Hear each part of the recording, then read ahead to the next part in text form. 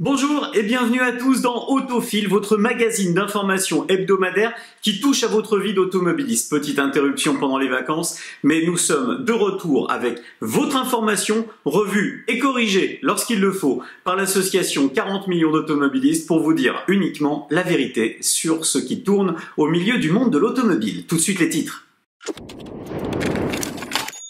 Le coronavirus et ses effets sur votre vie d'automobiliste, on en parlera dans Autofil, ainsi que du boom des SUV qui continue à se vendre. Il représente quasiment un véhicule vendu sur deux à l'échelle de la planète.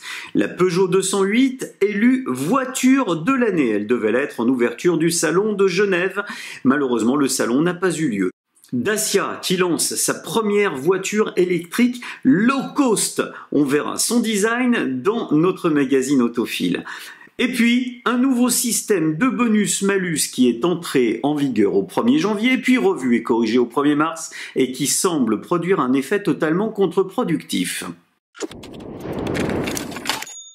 Il change la campagne des municipales, plus un sujet qui ne parle plus du coronavirus. Depuis près de 2 mois, le coronavirus, ou Covid-19, est apparu sur le territoire chinois, entraînant avec lui un choc des comportements tant à l'échelle de la Chine que du reste du monde. Si dans un premier temps, les conséquences du coronavirus sur le continent asiatique ont eu un effet profitable à l'automobiliste sur la baisse des prix des carburants à la pompe, il semble qu'aujourd'hui, l'arrivée de cas en Europe entraîne aussi des effets secondaires sur le plan de notre attitude en tant qu'automobiliste. 40 millions d'automobilistes lancent donc une grande étude qui va permettre à chacun de s'exprimer sur son rapport à la voiture aujourd'hui pendant l'épisode de contamination au coronavirus. Ce virus qui suscite l'inquiétude des Français, comme le révèle une enquête IFOP rendue le dimanche 2 mars dernier, avec 61% des Français qui se disent inquiets pour eux et leurs familles.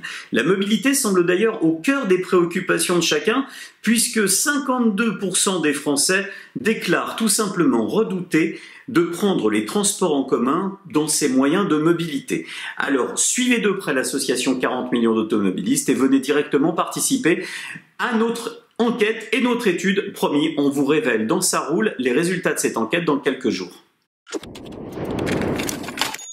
Le boom des SUV, bien que les immatriculations et les ventes donc de véhicules neufs baissent durant cet épisode de coronavirus, comme depuis le début de l'année 2020, eh bien les SUV ont le vent en poupe malgré tout, puisqu'ils représentent quasiment un véhicule sur deux vendu à l'échelle mondiale. Je vous propose de retrouver Steve Msalem, c'est le porte-parole de chez Honda, et nous l'avons rencontré pour vous. Bonjour Steve. Bonjour Pierre. Bon alors votre SUV Honda, il est partout, hein. Une promesse, 1000 km pour un plein, avec ça, mais c'est un réservoir de 100 litres qu'il faut sur le véhicule. Non, c'est pas 100 litres, je vous rassure, on est sur un réservoir d'une cinquantaine de litres à peu près sur le SUV. Honda, connu pour sa fiabilité et aussi pour ses SUV, c'est l'un des plus grands vendeurs de SUV au monde. Comment vous expliquez le succès des SUV dans le monde et en France? Alors d'abord dans le monde, par le biais des gros continents comme les États-Unis et la Chine, où on est très implanté, c'est environ 2 millions de voitures, un peu moins de 2 millions de voitures aux États-Unis et un peu plus d'1,9 million en Chine aujourd'hui. Et puis en France, c'est exactement comme la mode et le prêt-à-porter, hein. C'est des voitures c'est un secteur qui est porteur depuis plus de 10 ans maintenant, et donc il y a une vraie demande du marché sur les SUV. Bon, alors du côté de la France, le marché du SUV progresse, mais il y a aussi, j'ai envie de dire, cet aspect poids du véhicule, la consommation du véhicule, souvent qu'on met en avant, on nous dit que c'est pas aérodynamique, et là vous présentez un modèle, vous dites, avec celui-là, on fait 1000 km. Un peu plus de 1000 km avec un plein. Alors en NEDC corrélé, il y a des mentions légales bien évidemment, mais c'est tout à fait possible avec le CR-V hybride grâce notamment à ces deux motorisations essence et électrique. Une motorisation électrique qui fait quasi 190 chevaux et qui permet d'abaisser à la fois les consommations et les taux de CO2. Quand on connaît le contexte, avec les prix du carburant qui ont flambé il y a quelques temps, on a vu ce que ça a provoqué en France, la recherche et développement des constructeurs pour toujours moins de consommation, c'est quelque chose de prioritaire. Très important à la fois pour le consommateur, à la fois pour le constructeur aussi, dans cet environnement européen qui évolue très fort avec la révolution de l'électrification qui arrive. Eh ben merci Steve. Merci à vous. À bientôt. À bientôt. Steve Msalem est toujours son côté sympa, on le retrouvera promis dans Autofil dans les semaines à venir. Elle devait être sacrée, voiture de l'année en ouverture du Salon automobile de Genève. Eh bien, la Peugeot 208 n'a pas pu bénéficier de tous les projecteurs suite à l'annulation de ce salon sur fond d'épisodes de coronavirus. Le prix a malgré tout été décerné avec discrétion certes, mais cocorico, eh bien, il s'agit d'une voiture française. C'est même la troisième fois qu'une voiture de marque Peugeot est sacrée depuis 2014. En 2014, c'était la 308. En 2017, c'était la 3008. Eh bien, en 2020, c'est la 208.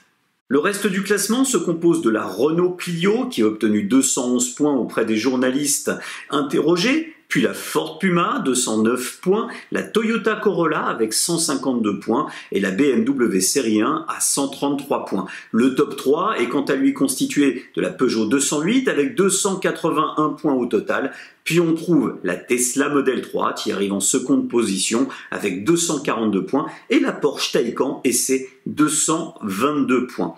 Trois voitures qui partagent un même point commun, elles sont toutes soit électriques, c'est le cas de la Porsche, c'est le cas de la Tesla, soit électrifiées, c'est le cas de la Peugeot 208 qui existe aussi en version i208. Était-ce une manière d'amener sur le devant de la scène au Salon de Genève des voitures électriques qui auraient constitué le gros de l'actualité ? Point d'interrogation. Cette annulation pourrait d'ailleurs profiter au Salon de Paris en fin d'année. Le Paris Motion Festival, qui peinait jusqu'alors à séduire les constructeurs, pourrait inverser la tendance en se recentrant un maximum sur les déçus de l'annulation de Genève, à condition éventuellement qu'au moment du Salon de l'Automobile de Paris à la fin de l'année, l'épisode coronavirus soit loin derrière nous. Un concept car qui arrive sur le marché, il s'agit de la Spring, elle est signée Dacia et elle devrait arriver sur le marché du véhicule électrique dès 2021 en proposant une chose, une voiture électrique pas chère, à moins de 15 000 € hors prime gouvernementale, ce qui la ramènerait aux alentours des 10 000 € avec la prime gouvernementale. Elle sera basée sur la Renault City KZi, vendu en Chine, comme le confirme un peu le concept, qui préfigure la version définitive du modèle. Elle reprend un dessin de petit crossover, petit SUV Renault. Cette Dacia, eh bien, elle s'annonce comme la voiture 100% électrique la plus abordable du marché pour le moment. Dans l'habitacle, la Dacia bénéficiera d'un éclairage à 100% LED, ce qui préfigure des véhicules qui vont arriver chez la marque Dacia dans les semaines et mois à venir. Bon, pas tout à fait une familiale cette petite voiture, puisque pour l'instant elle ne prévoit que 4 places, ça fait pas beaucoup, et une autonomie certes limitée de 200 km. C'est pas beaucoup, d'autant qu'avec une conduite sur autoroute, eh bien vous consommez davantage d'énergie et d'électricité, ce qui peut abaisser les kilomètres parcourus grâce à ce véhicule. Donc très clairement, c'est pas un véhicule familial pour partir en vacances. C'est toujours le même écueil pour toutes les voitures électriques équivalentes d'ailleurs, puisque la Twingo Zi affiche une autonomie de 180 km. La Skoda, elle de son côté, 260 km, et la Honda i promet quant à elle pour le mois de juin une autonomie de 200 km. Tarif prévu, je vous le disais, à partir de 15 000 € avec les primes gouvernementales, peut-être la possibilité d'avoir ce véhicule aux alentours de 10 000 €. En tout cas, ça envoie un message potentiellement fort sur le véhicule électrique qui devient accessible à tous.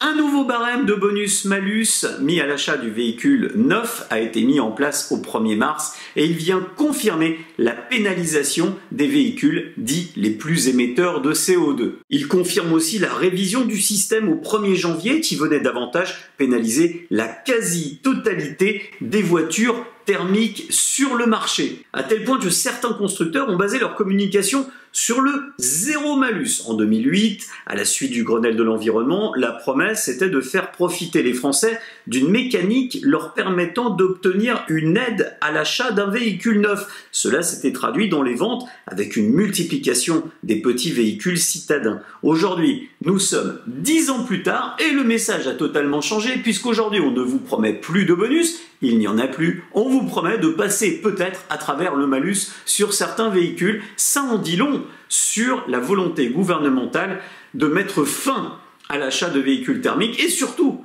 à pousser l'achat de véhicules électriques qui peinent pourtant à s'imposer sur le territoire français. Ce système de bonus a même laissé sa place à un malus tellement terrible qu'il vient aujourd'hui faire chuter les ventes de véhicules neufs. Ainsi, sur les 2 premiers mois de l'année, les ventes de véhicules neufs ont chuté de près de 20%. L'objectif affiché du gouvernement, inciter les Français à passer à l'électrique, sauf qu'ils n'y passent pas. Et l'effet escompté tourne à l'hérésie puisque les Français se retournent du coup vers l'occasion qui bénéficie directement d'une augmentation de ses ventes. 10% d'augmentation du marché des véhicules d'occasion sur les premiers mois de l'année et même pire encore, 19% d'augmentation du marché des véhicules de plus de 15 ans, donc les véhicules les plus émetteurs de CO2. Voilà comment, en voulant taper très fort sur les véhicules neufs pour pousser le véhicule électrique, eh bien on finit par détourner les Français d'un marché, d'une voiture plus vertueuse et on les envoie directement vers des véhicules plus anciens, moins chers, accessibles, mais qui polluent davantage. Il me reste à vous souhaiter une bonne semaine à tous. On se retrouve vendredi, la petite vidéo sur la chaîne 40 millions d'automobilistes sur YouTube. Et puis évidemment, tous les samedis, aux côtés de Laurence Perrault et de Gaspard, dans Ça roule sur Sud Radio.